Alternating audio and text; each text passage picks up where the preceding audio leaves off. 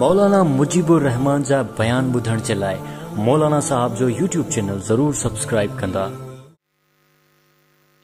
साईं, अगर का औरत चवे तो मां शादी न कंदम ऐं मां पंहिंजे पीउ माउ खे पंहिंजो हक़ बख़्शे छॾियो आहे, छा उन्हनि जा वालिद उनखे पोइ शादी कराइनि या न?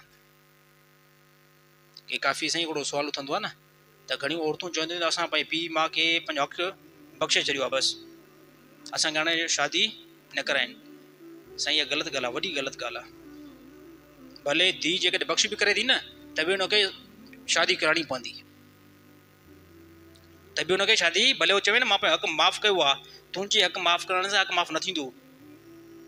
नबी सल्लल्लाहु अलैहि वसल्लम हदीस आहे, अन निकाहु मिन सुन्नती फमर रग़िब अन सुन्नती फलैस मिन्नी। अल्लाह जे नबी फरमाया, निकाह करणु मुंहिंजी सुन्नत आहे, ऐं जेको मुंहिंजी सुन्नत खां मुंहुं मोड़ींदो ए साहिब उहो मां न आहे। हा, उहो मां न आहे। त शादी न करण में बुज़ुर्गी न आहे। घणा माण्हू औरतूं हूंदियूं आहिनि न, त उहो औरतूं पीड़ थी वेंदियूं आहिनि, त असां शादी कंदियूंसीं ई न। चवंदा आहिनि हाणे साईं हे औरत हाणे पीराणी थी वई आहे, पीर थी वई आहे, वॾी जेकी आहे बुज़ुर्गाणी थी वई आहे, हे शादी करे ई नथी। अल्लाह जो कसम आहे, कोई बुज़ुर्ग तेसिताईं न थी सघंदो जेसिताईं शादी न करे।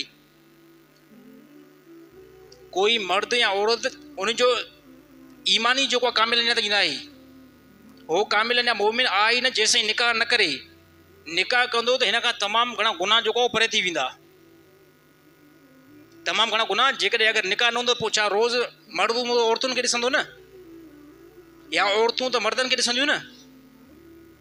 अल्लाह ताला हिकिड़ी जेकी जिस्म में अंदरि ताक़त रखी आहे, अहिड़ी तरह शब जेकी रखी आहे, त उहा काॾे वेंदी? पोइ जेके बि औरत, अगरि का बि औरत आहे जेकी पीउ माउ खे चए असां हक़ माफ़ु कयो आहे, असांखे जेको शादी न करायो हुयो, हे ग़लति ॻाल्हि आहे। पीउ जेको आहे उन शादी कराई, हा, बाक़ी इन शयुनि जो लिहाज़ रखे उन खां पुछा करिणो आहे, उन खां पुछा करिणो आहे फलाणी जॻह ते तूं निकाह करायूं था, इहा शइ औरतुनि खां पुछा करणी आहे, पोइ उनजो निकाह करे छॾियो। बाक़ी औरतुनि जो निकाह ई न कराइणु, न्याणियुनि जो निकाह ई न कराइणु, हे साईं इस्लाम न आहे। हे जहालत आहे, हे तमामु वॾी जहालत आहे। अल्लाह ताला तमामु मुस्लमाननि खे महफ़ूज़ रखे।